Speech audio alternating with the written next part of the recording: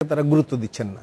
এখন যেমন ধরেন যে ওনাদের একটা হিসাবেই দেখা যায় যে একসময় দরিদ্র মানুষের সংখ্যা, ওনাদের যে আগে পরিকল্পনা মন্ত্রী বলেছিলেন, আবার হিসাবে এক এক সময় এক একজন একবার বলেন 7,28,54,943 জন পরিকল্পনা মন্ত্রী বলছেন আমাদের গরিব মানুষ। তার মধ্যে আবার দেখা যায় যে পরিসংখ্যান ব্যুরো তারা আবার ভিন্ন একটা পরিসংখ্যান দিচ্ছে। তাহলে এই যে গরিব মানুষেরা, তাহলে এদের অবস্থাটা কি?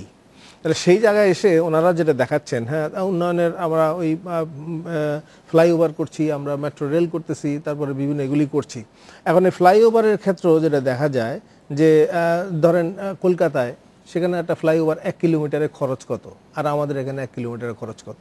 তাহলে সেই সব ব্যাপারে কোনো জবাব তারা দিচ্ছে না। 219 কোটি টাকা বা কত এখানে কেন লাগবে, ওখানে যে 47 কোটি টাকা যদি আমি 1 কিলোমিটার সেই জবাবদিহিতাও তাদের নিশ্চিত করা প্রয়োজন। আমার মনে হয় যে এইগুলির ব্যাপারে নিশ্চয়ই আমরা জানতে চাই। আমরা একটা বিরতি নিয়ে ফিরছি। আমি একটু সেলিম ভাই আপনার কাছে ফিরতে চাই। আপনি গণমাধ্যমের ভূমিকা এবং অন্য বিকল্প দল বা অন্য দলের ক্ষেত্রে গণমাধ্যমের ব্যবহার নিয়ে একটু বলতে চাইছিলেন। আমরা একটা বিরতি নিয়ে আপনার কাছে ফিরি। আমরা ফিরছি আপনার কাছে।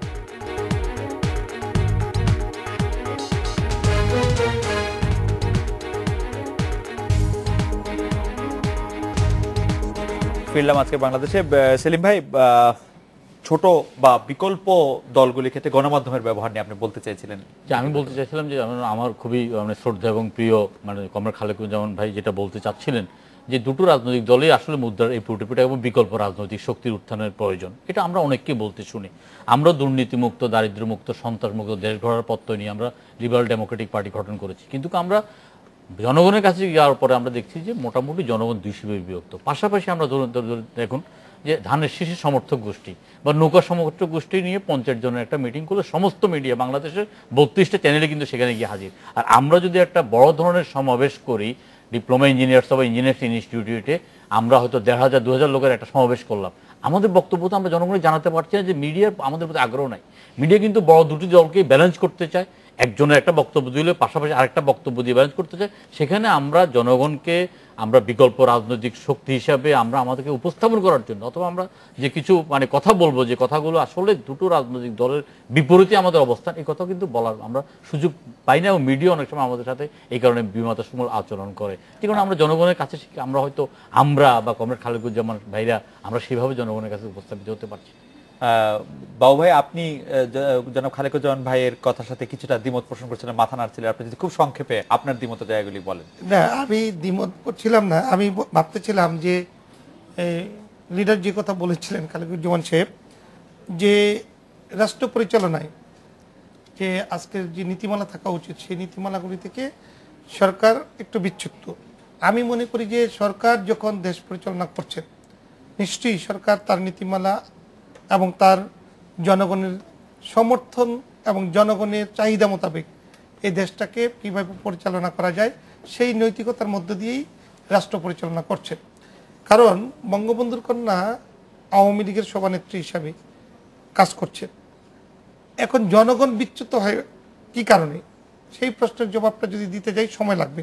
শুধু এইটুকু বলি যে আওয়ামী লীগের নেতাকর্মীরা তো কখনো আওয়ামী লীগ থেকে বিচ্ছিন্ন হননি। দিন দিন আওয়ামী লীগ এগিয়ে যাচ্ছে সামনের দিকে। আওয়ামী লীগের নেতাকর্মীরা কখনোই আওয়ামী লীগ থেকে বিচ্ছিন্ন হননি। এক সময় তো বাংলাদেশের সবাই আওয়ামী লীগ করতেন। আপনি যেটা বলতে চাচ্ছেন, তারাই কিন্তু আওয়ামী লীগের এখন সবচেয়ে কাছে গিয়ে নিজের জীবন পর্যন্ত দিতে প্রস্তুত হয়েছেন, কারণ ভুল ত্রুটি সংশোধন হয়েছে যারা এই কাজটা করতে চেয়েছিলেন। কিন্তু আমার প্রশ্ন সেখানে নয়। আমার প্রশ্ন হলো যে আজকে এই খালেকুজ্জামান সাহেব যে কথাটা বললেন যে আসলে মোটেই ঠিক নয়, গরিবদের সংখ্যা বাড়ছে, শুধু জৌলুসতা দেখাচ্ছে সরকার।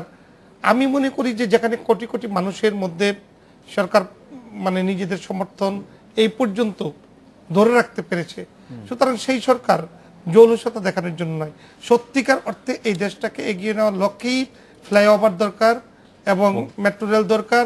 দেশের চাহিদা পূরণের জন্য আজকের বাস্তবতা এবং আজকের এই ডিজিটাল বাংলাদেশ গড়ার লক্ষ্যে সারা পৃথিবীর সাথে সমান তালে এগিয়ে যাওয়ার লক্ষ্যেই আজকে কিন্তু যুব সমাজ, ছাত্র সমাজ, কৃষক, শ্রমিক ঐক্যবদ্ধ হয়ে এই সরকারের সাথে আছে। আর যে কথাটা বলেছেন তিনি যে এই পার্থক্য হলো ভোট ছাড়া এসেছেন, আসুক ভোট করতে তো খালেকুজ্জামান সাহেবরা আসেন না, ভোট করতে তারা আসেন না। আর বিএনপি জানেন যে ভোট করে আওয়ামী লীগকে হারাতে পারবে না, খালেদা জিয়া কারণ আপনি তাদের আপনি সম্পর্কে দুটি বাক্য দেশের বলতে পারবেন মানুষ আর কি, জেনেছে। আপনি যদি দুটি বাক্য বলেন আমাদের আমি দরকার। ওরা বলি নাই যে ফ্লাইওভার ও কিছু দরকার নেই, আমি বলছি যে আসলে প্রায়োরিটি বা জনসাধারণকে সম্পৃক্ত করে কোনটা গুরুত্বপূর্ণ সেই জিনিসটা বিবেচনা করে কাজগুলো যেখানে সেভাবে জাতীয় করা। আমরা কথা বলছি, আমরা সেখানে আমরা আমরা priority আশা তো করব যে কি হবে? জনগণের সকল প্রায়োরিটি সরকার বিবেচনা করবে। আজকের অনুষ্ঠানে আসার জন্য জানাব নজরুল ইসলাম বাবু, জানাব সাজ্জাদ হোসেন সেলিম, জানাব খালেকুজ্জামান, আপনাদের অনেক ধন্যবাদ। এই ছিল আজকে আমাদের আজকের বাংলাদেশের। কালকে আবার এই সময় দেখা হচ্ছে। শুভরাত্রি।